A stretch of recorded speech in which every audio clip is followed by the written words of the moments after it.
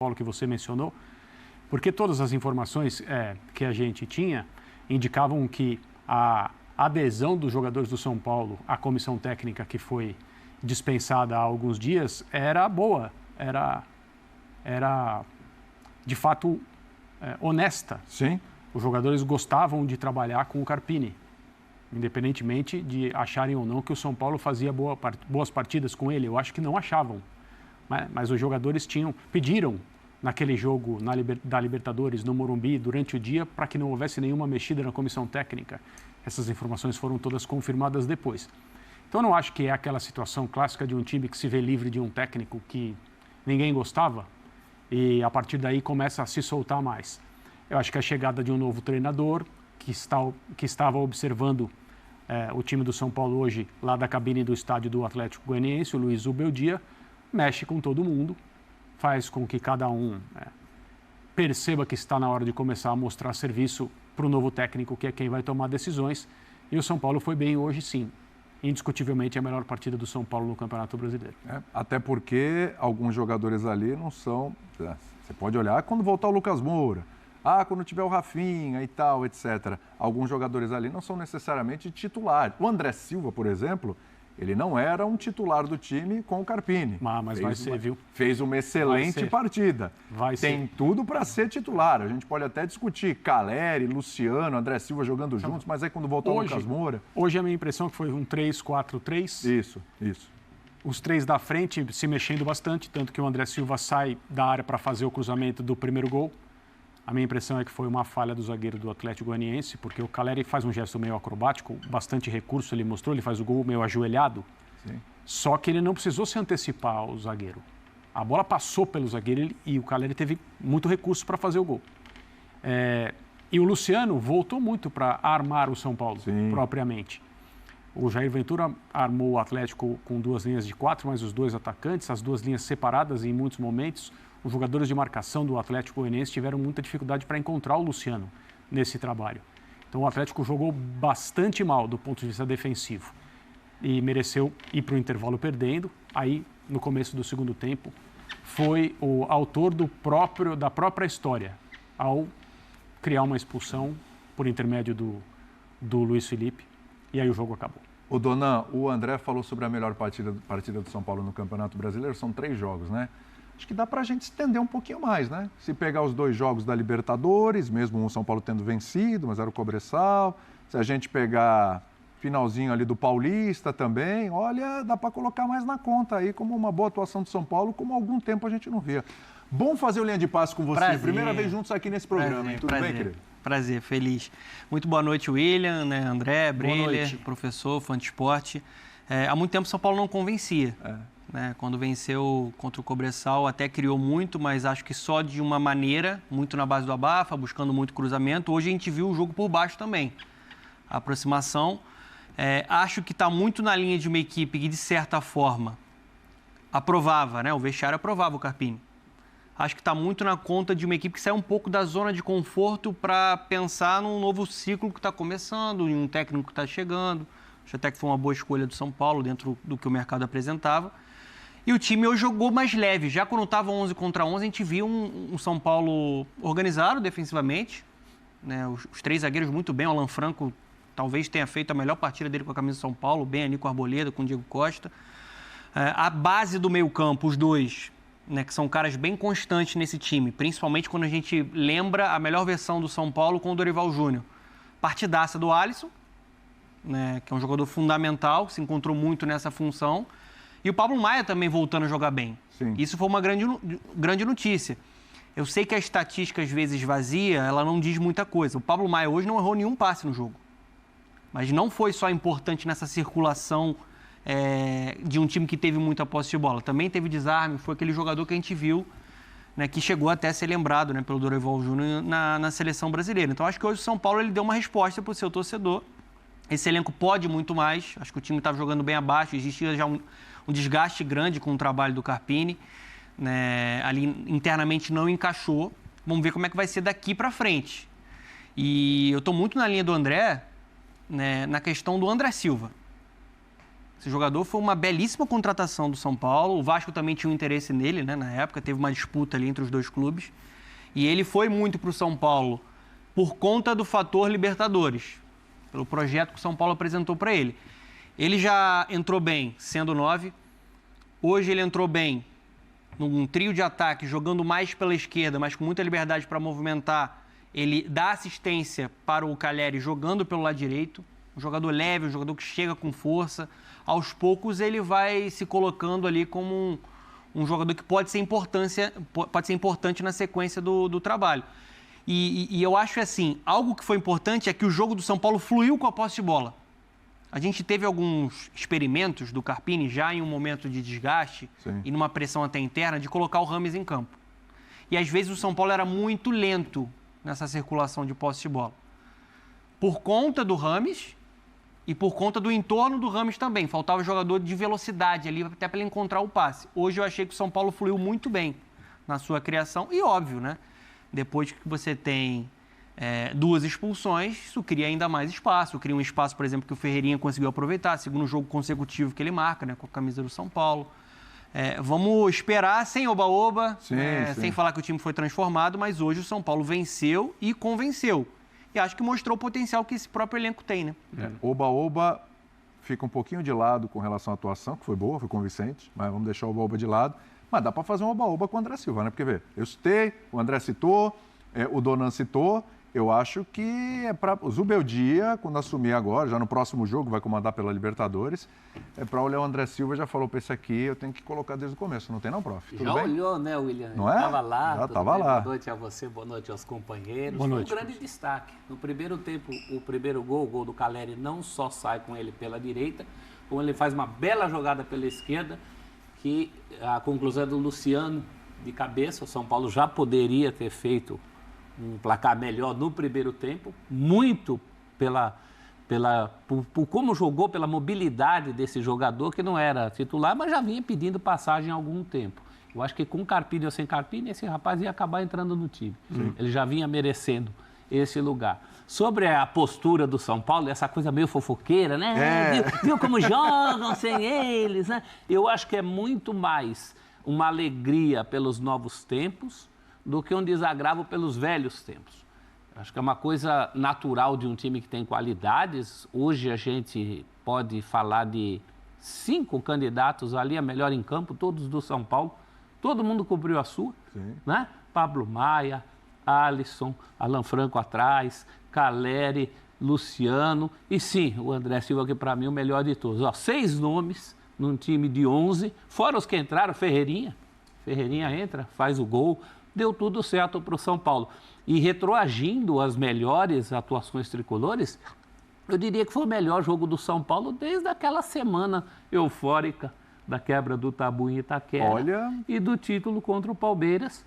Sendo que mesmo naquele jogo contra o Palmeiras, o São Paulo não foi melhor que seu adversário. Que é claro, é de um nível muito superior ao desse Atlético Goianiense, que das 10 primeiras expulsões do campeonato, consegue ter 4 delas.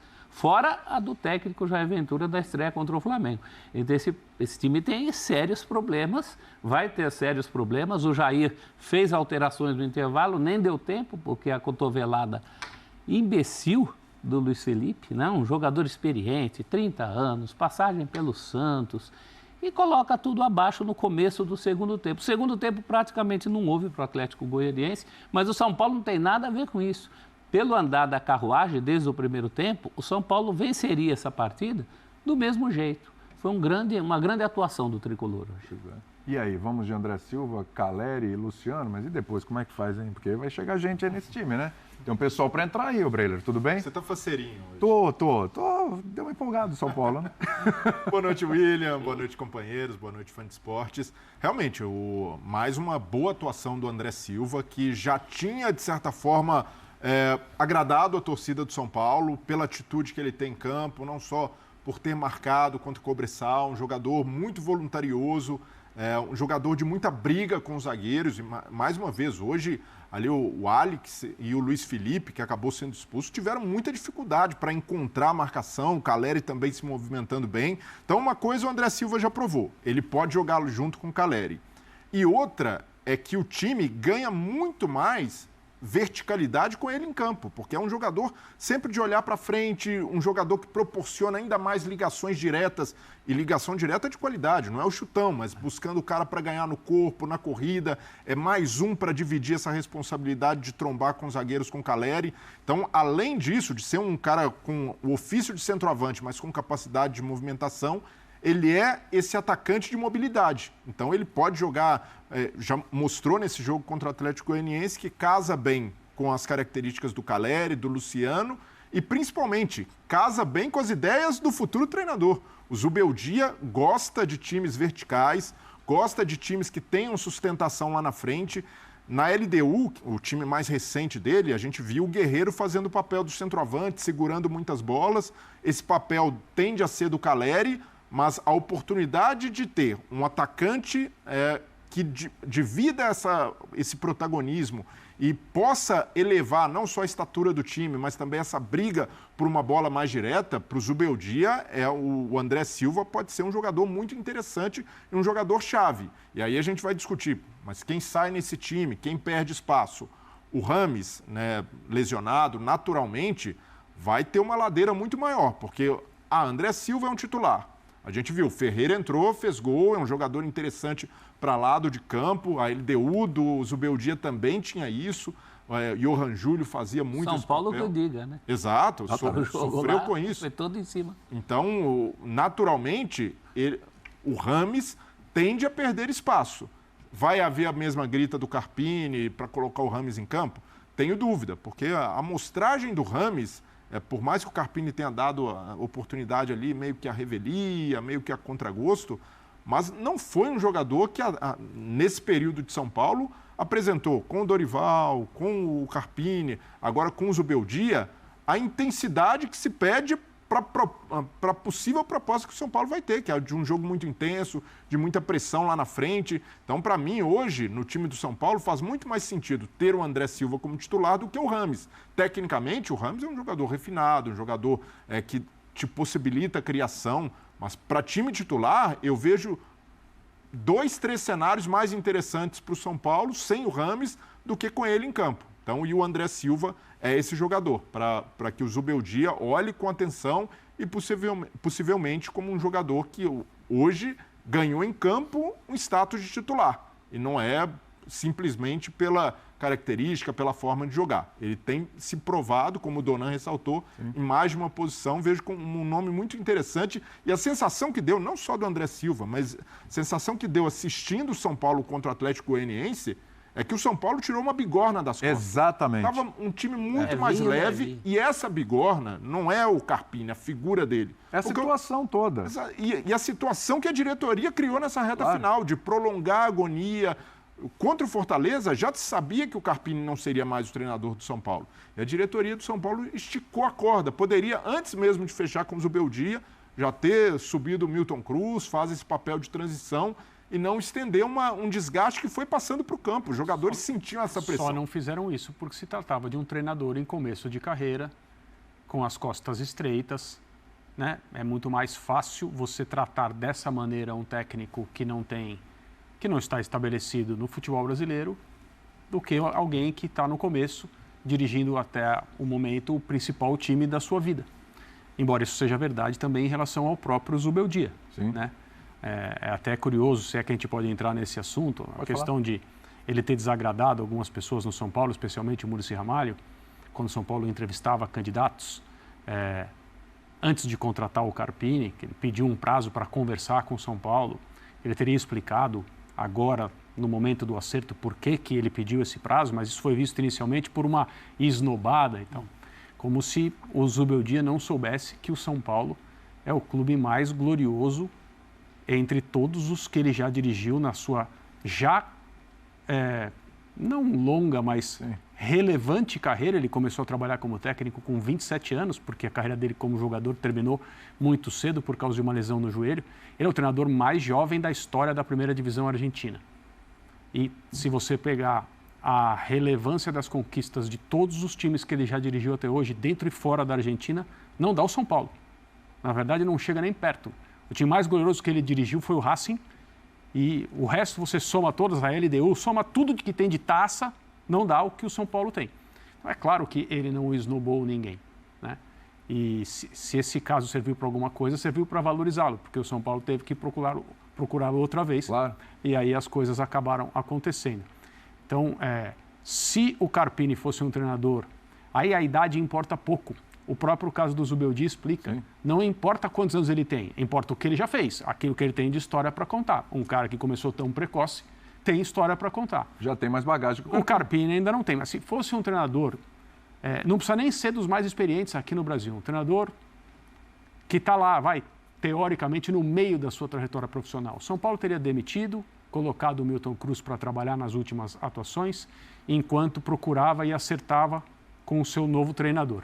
Mas esperou, depois do jogo contra o Flamengo, nas horas depois ali, a conversa andou, houve um acerto apalavrado com o Zubeldia, e aí sim, liberaram o Carpini do portal de transferências. Isso. Ele estava ali preso havia alguns dias. A história do portal de transferência é maravilhosa. Fala. A próxima bigorna a se tirar das costas é justamente essa que o Breler lembrou, que é o Rames. Eu acho que nem tem bigorna, viu? O Rames é tão anti tudo que o André Silva apresentou, no sentido de participação coletiva, participação no jogo, que eu acho que essa discussão não existe mais. Quando você pergunta sobre time titular, quem vai sair, eu já estava projetando volta de Lucas, voltas dos jogadores. Olha, tem Lucas, tem Rafinha, tem Luiz Gustavo. Sim. Luiz Gustavo também, bom lembrar, hein? Pois é. E a gente até esquece às vezes porque ele ficou um bom tempo fora, mas é um cara contratado para ser titular nesse time. Rafinha e Luiz Gustavo, como jogam dali para trás, acho que não vai ter muito problema. O Lucas, acho que sim.